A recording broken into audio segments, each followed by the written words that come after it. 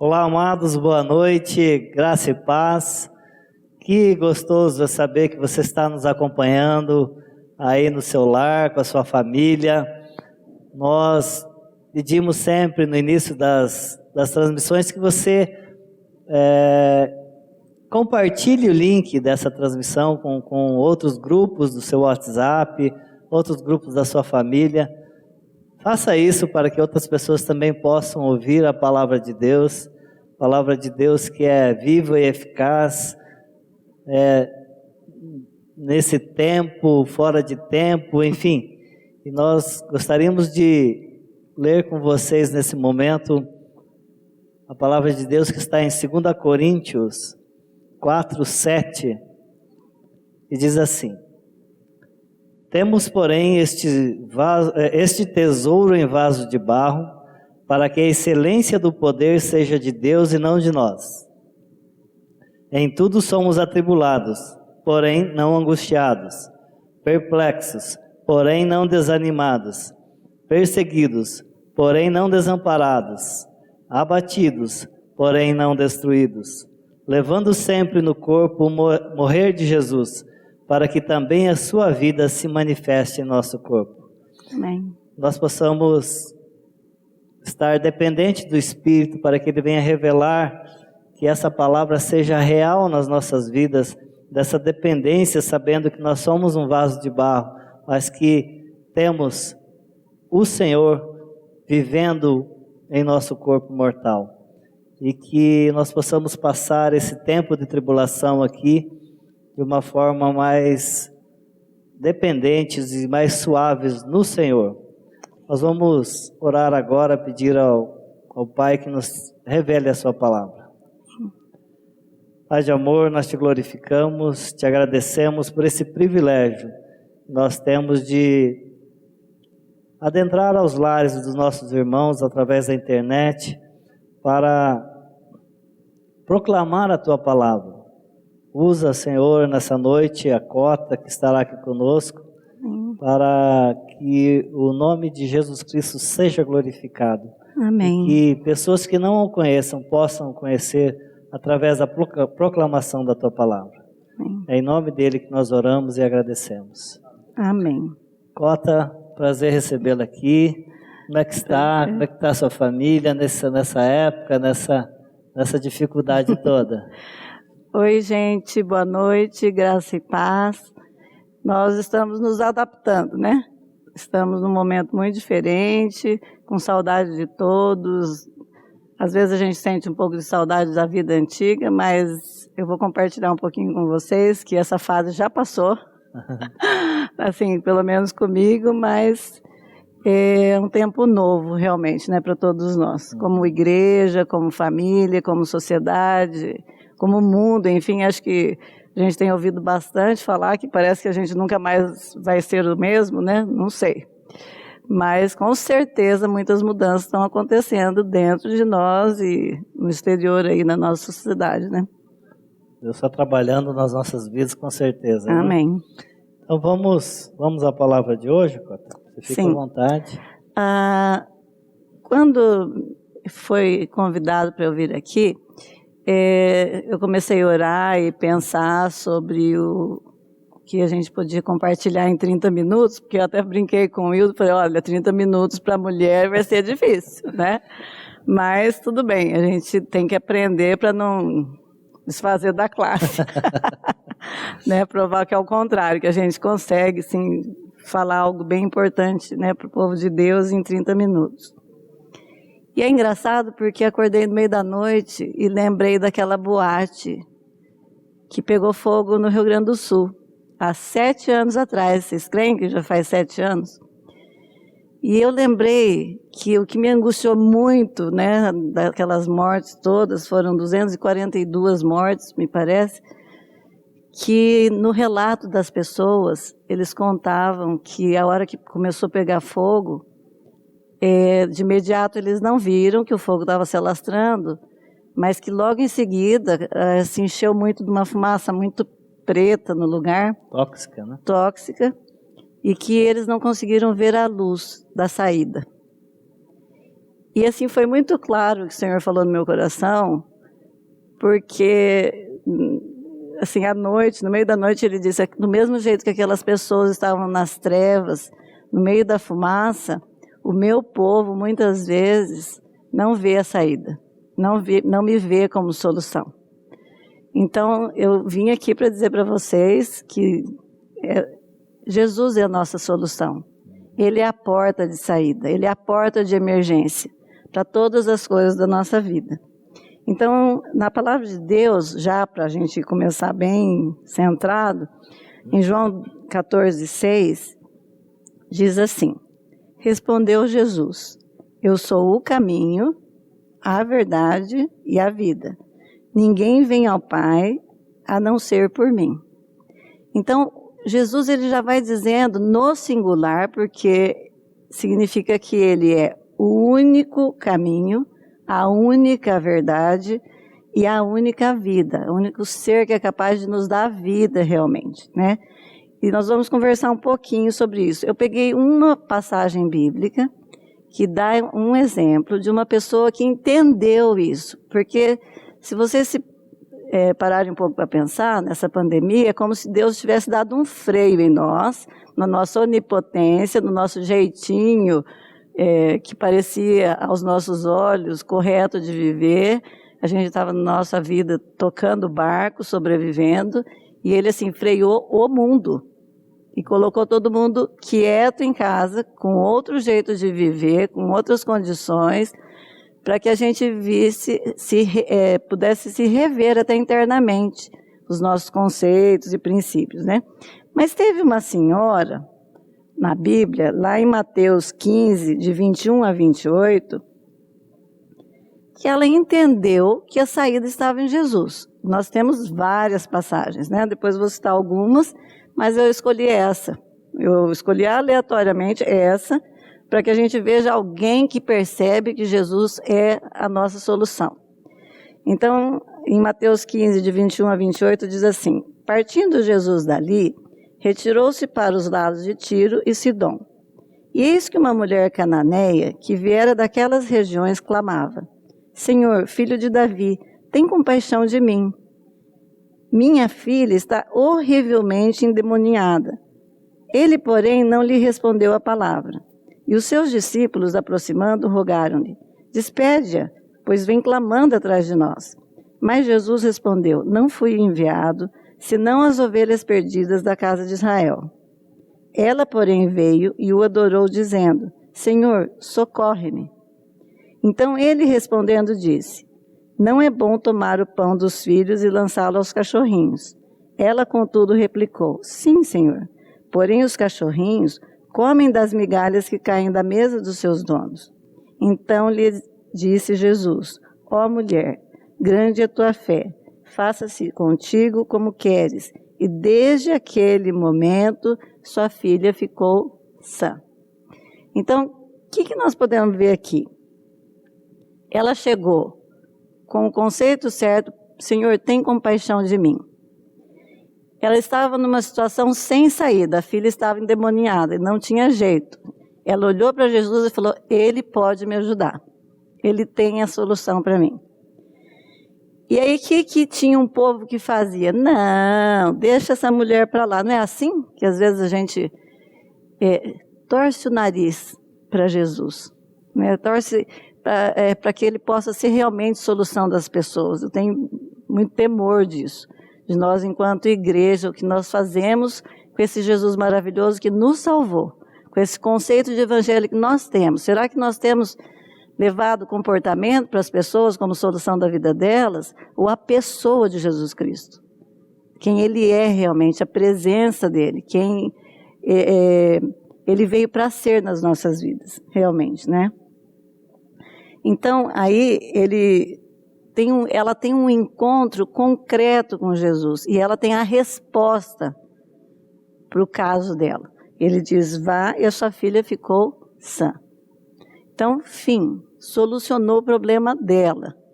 Então, eu queria fazer uma pergunta para você. Se você teve um encontro com Jesus, Ele realmente transformou sua vida? Ele mudou o teu jeito de ser, de pensar, de sentir, de falar? Quando você pensa em outra pessoa com algum problema, você pensa primeiramente nele, né? Porque ele tem esse poder de transformar a nossa vida, realmente e definitivamente. Sim, é um processo na nossa vida. Jesus chega, nós estamos naquela escuridão, e de repente ele chega como luz na nossa vida. E essa luz, no primeiro momento, é estranho, porque a gente começa a ver muita coisa que nós nunca vimos. E aí no primeiro momento, talvez a gente queira arrumar tudo. E ele não faz isso conosco. Ele vai arrumando nossa vida de fé em fé, de passo em passo, de glória em glória, para ele ser glorificado na nossa vida. Então, quando ele diz, eu sou o caminho, a verdade e a vida, e ninguém vem ao Pai senão por mim, tem outra verdade muito grande aí, né? Jesus, ele é capaz de levar filhos ao Pai. Então, nós todos vamos chegar diante de Deus, quando chegarmos diante do trono. Mas Jesus vai nos levar como filhos. Alguns não vão chegar como filhos. Porque Jesus rasgou o véu, desceu do céu, se fez homem, ele era o unigênito do Pai, e ele passou a ser o primogênito. Ele veio para nos salvar, para nos atrair dentro do corpo dele, nos refazer, nos regenerar, fazer de nós novas criaturas. Então, ele veio dar o prazer para nós da nossa ressurreição, porque nós já estávamos mortos em delitos e pecados. E ele nos colocou dentro dele, se identificou conosco na morte, para que então a gente tivesse a sua ressurreição. E agora tivéssemos uma nova vida. E isso é muito importante a gente entender definitivamente e concretamente, porque senão esse encontro com Jesus, ele se torna uma religiosidade na nossa vida, e não uma pessoa com quem a gente vai ter comunhão, e uma pessoa que a gente vai apresentar para as pessoas, né? Vira peso, vira legalismo, aliás, aumenta uma dificuldade, porque as prisões e os hospícios estão cheios de evangélicos, de pessoas que encontraram com o Senhor Jesus, que foi apresentado um evangelho para ele ir para o céu. Não para que Deus tratasse com o pecado dele e que a vida de Cristo viesse tratar conosco. E ele vem tratar em graça e verdade. Nos transformar, agora como imagem e semelhança dele. Então, muitos têm sofrido nessa pandemia, e a gente tem ouvido muito, né? Tem palavras assim que a gente já está dando dificuldade de ouvir Covid-19, né? O novo Covid, né? Crise, pandemia, a gente ouve, né? Auxílio emergencial, governo, Bolsonaro, né? Porque mistura tudo, porque nós somos brasileiros, né? Então, assim, muitas coisas que a gente não consegue nem definir o que é verdade, o que não é, não é? Então, o que aconteceu é que essa pandemia veio pegar a gente com os nossos problemas antigos, que a gente vinha trazendo, com algumas dinâmicas que a gente achava que, pelo menos, eles não estouravam de uma forma maior, e agora o Senhor nos coloca quietos para dar nome para esses problemas. Gente, isso é a maior bênção para a nossa vida. A gente devia estar soltando rojão por isso. Porque a gente pedia assim, Senhor, eu queria 10 dias de descanso, queria férias, queria um retiro, né? Que era um retiro de 10 dias para meditar. Pronto, você teve 4 meses, 5 meses, 6 meses para você meditar em quem você é. Quem você é em relação às pessoas. Quem é Deus para você, quem é Cristo para você, quem é o Espírito Santo para você. E isso vai fazer grande diferença na sua vida. Parar de brincar de crente, né? Parar de brincar de evangélico.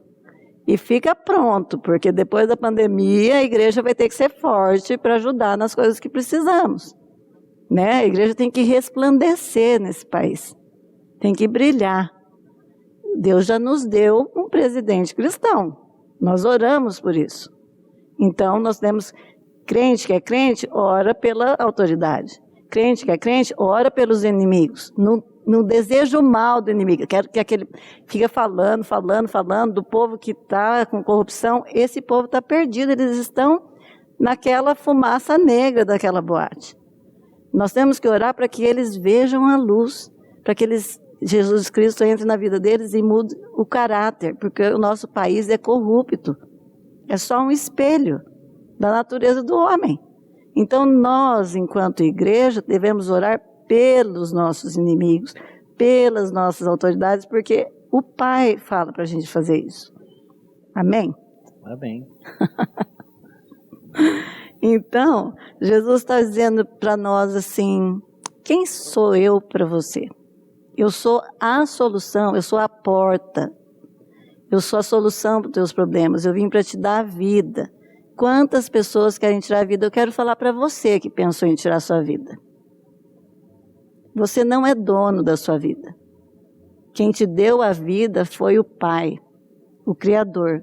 E só Ele tem o poder e o direito de tirar a tua vida. Mas eu quero dizer mais uma coisa para você.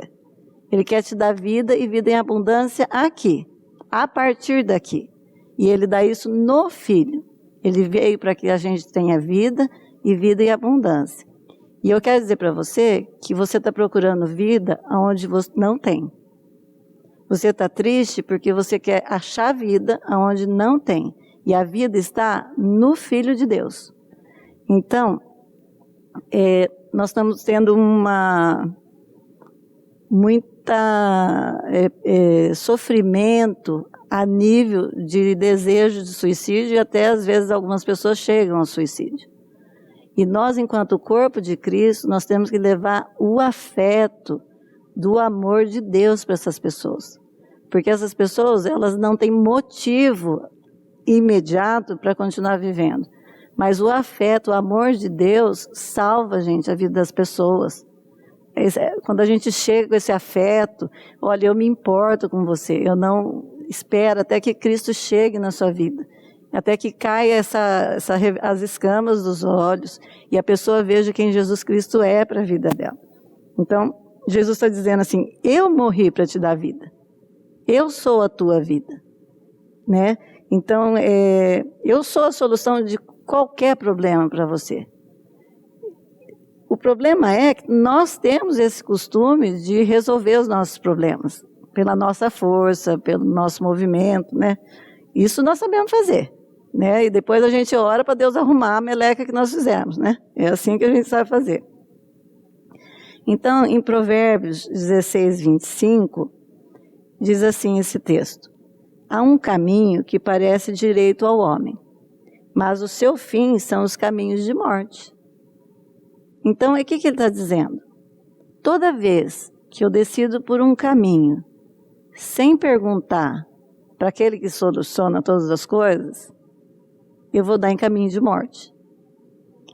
A Bíblia diz que em Cristo estão todos os tesouros da sabedoria e da ciência. Quem sou eu para tomar uma decisão na minha vida sem perguntar para Ele, que é o meu Senhor, se eu nasci de novo? Então, nós somos terríveis, gente. E olha só que bom essa pandemia. Eu posso ficar quieta em casa pensando nisso, né? Eu estou lá quieta em casa, o que eu estaria fazendo? Às vezes eu penso assim, o que eu estaria fazendo nesse momento, né? Se não houvesse a pandemia, se eu não tiver, porque eu sou grupo de risco, né? Fica a dica aí para vocês saberem a minha idade, mais ou menos. Então, mas eu já repensei tantas coisas. A gente olha para o guarda-roupa, um monte de roupa que, né, que você não está usando, não vai para lugar nenhum. E bijuteria, isso é mijar que a mulher tem. Meu Deus, aquilo não serve para nada nesse meio dessas coisas, né?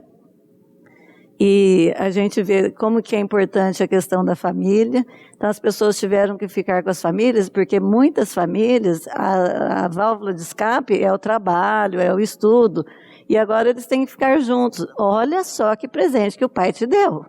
Você está tendo a chance de reparar, de rever alguns conceitos e olhar para a sua própria natureza, de todos os mecanismos que você usa para não se haver com as coisas que você tem que consertar na sua vida, que o Pai vai vir consertar na sua vida, que tem a ver com o seu ego, com a sua forma de querer ganhar sempre as coisas, de decidir sempre as coisas, de ficar com a última palavra. Não é uma bênção, né, Hildo?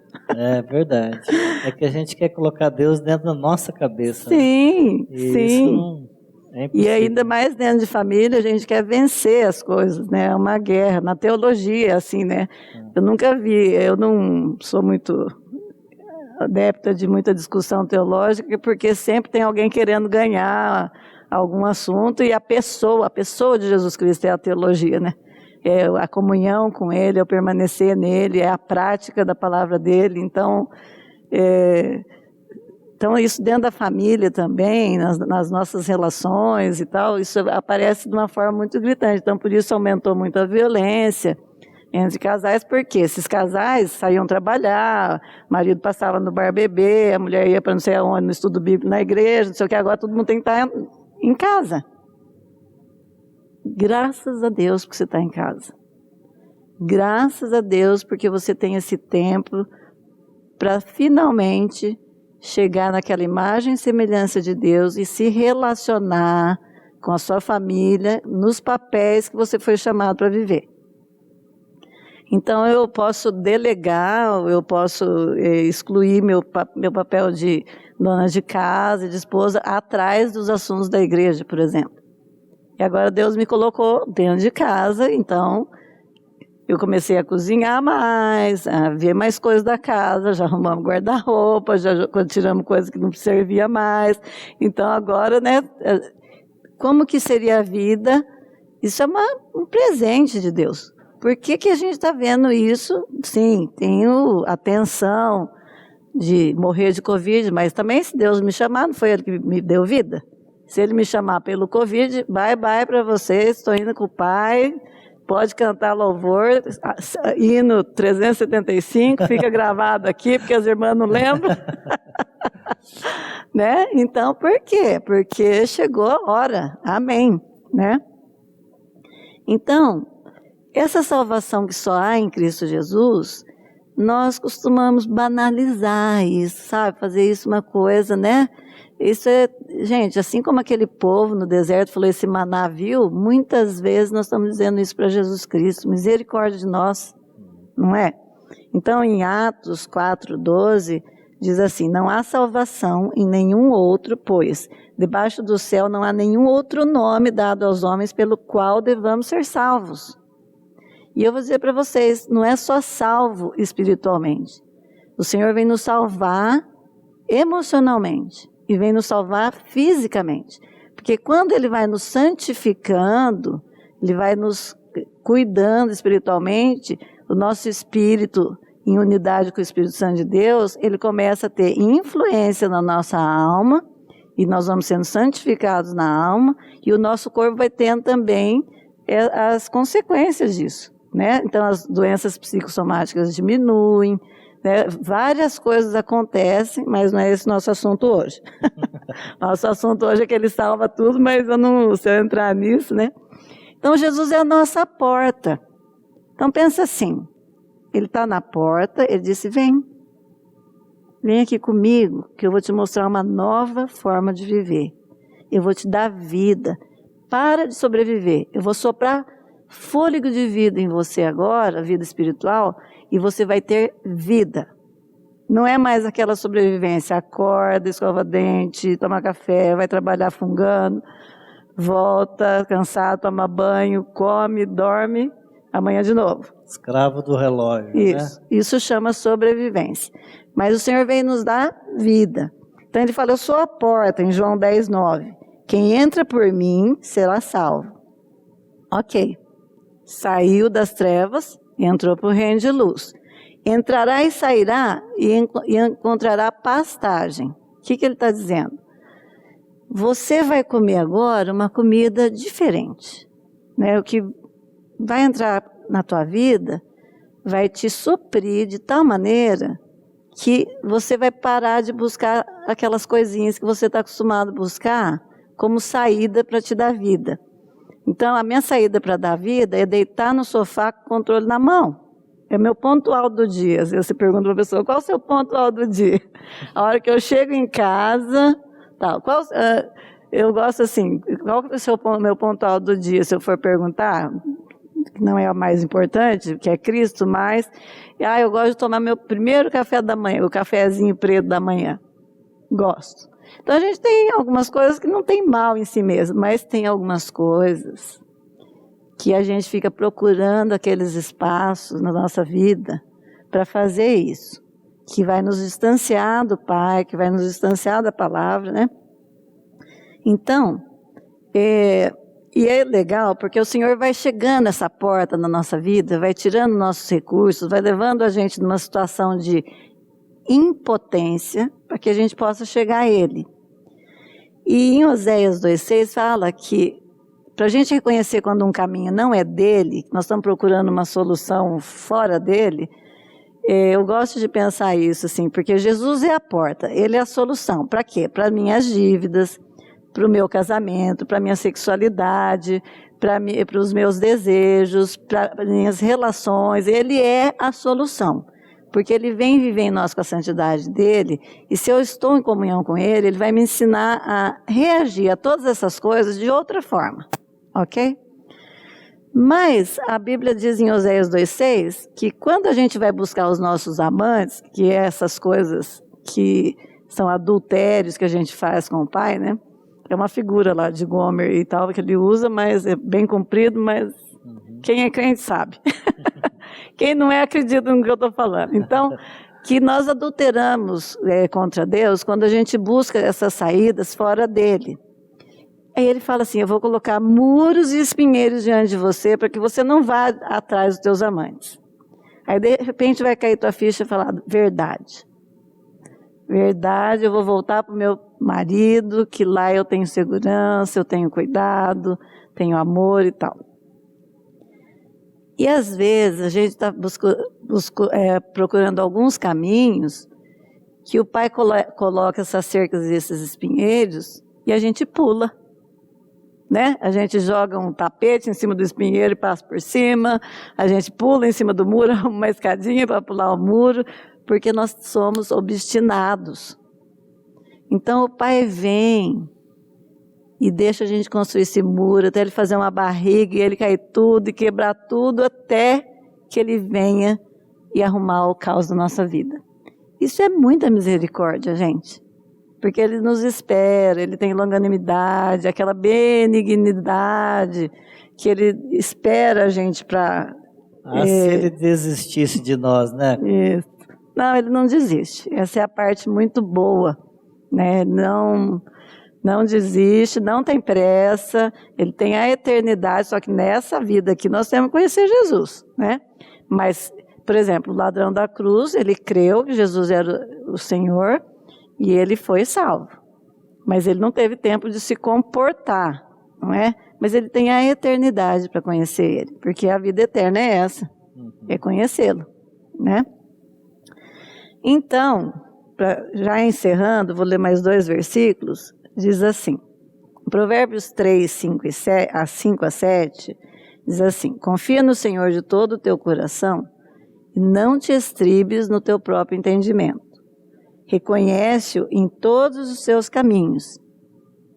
Aí diz assim, e ele endireitará as tuas veredas. Ele dará a solução para os teus caminhos tortos. Isso é muito importante. Ele diz assim, não sejais sábio aos teus próprios olhos.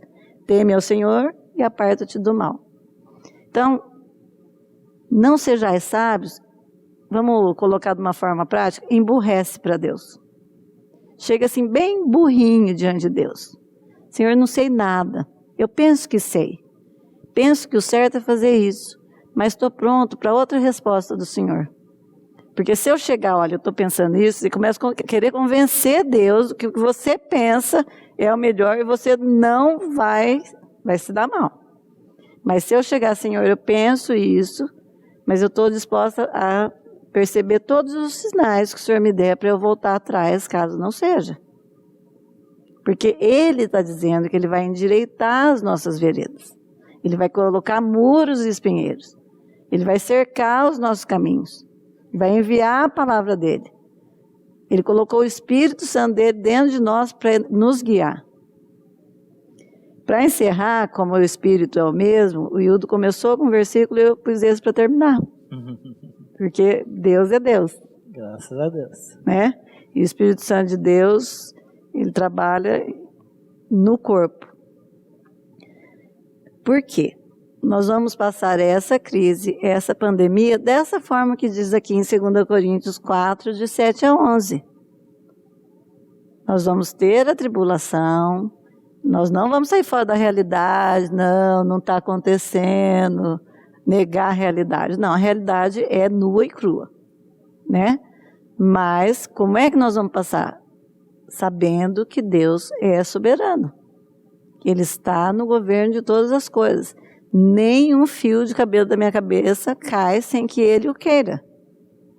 Então, em 2 Coríntios 4, de 7 a 11, diz assim: temos, porém, esse tesouro em vasos de barro, para que a excelência do poder seja de Deus e não de nós. Em tudo somos atribulados, porém não angustiados. Perplexos, porém não desanimados. Perseguidos, porém não desamparados. Abatidos, porém não destruídos. Levando sempre no corpo o morrer de Jesus. Para quê? Grifa os paraquês na tua Bíblia. Para que também a sua vida se manifeste em nosso corpo. Porque nós que vivemos somos sempre entregues à morte por causa de Jesus, para que também a vida de Jesus se manifeste em nossa carne mortal. Então, o que ele está dizendo aqui? Ok, que você fique perplexo, que você seja atribulado, que você seja perseguido, que você seja abatido, mas não destruído, não desamparado, não desanimado e não angustiado. Você pode, no primeiro momento, até ficar, mas se a tua mente se dirigir para Cristo, que é a solução, que é toda a sabedoria, então você vai estar desempregado e você vai dizer para o Pai e para Jesus: o Senhor é o meu Senhor, o Senhor sabe da minha necessidade antes mesmo de que eu esteja aqui falando. Então, Senhor, cuida da minha vida. Eu vou descansar no teu poder, na tua sabedoria sobre o que é melhor para a minha vida, mas esperar nele, para que ele faça, para que ele seja glorificado e para que um dia todos nós possamos testemunhar dessa vida dele, uns para os outros. Amém? Amém. E é tão bom quando nós vemos que o Espírito age, né? Porque a gente não tinha nem falado e esse texto me veio. Sim, foi muito, muito gostoso isso. Amados, que bom que nós possamos nos deleitar diante do Senhor e nos, como a própria palavra diz, né? Nós somos pó, né? Que a gente possa reconhecer realmente que às vezes nós queremos decidir a nossa vida, a gente acorda de manhã, vou fazer isso. E às vezes são coisas boas, mas nos esquecemos de falar com o Senhor. E às vezes elas vão ser todas perdidas, porque a gente só não ouviu a voz do Espírito. Né? E aí a nossa energia se esvai, e o nosso tempo passa e nós realmente não usufruímos da graça, da misericórdia, do amor, da paz que vem do Senhor Jesus Cristo. Que o Espírito Santo realmente trate isso aos nossos corações, na sua família, nos seus amados. Nós agradecemos muito pela sua companhia, esperamos estar com vocês na quinta-feira novamente, e às 19h30, sempre aos domingos às 9h e às 18h30 também temos as transmissões dos cultos, e realmente o Senhor nos mostre nessas dificuldades, nessas tribulações, nesse tempo que nós estamos convivendo com as nossas famílias, Amém. Aquilo que Ele quer para as nossas vidas, Amém. para que nós realmente aqui nesse tempo, aqui nessa terra, nós possamos glorificar o nome de Jesus Cristo. Amém. Muito obrigado, um abraço e até quinta-feira. Amém.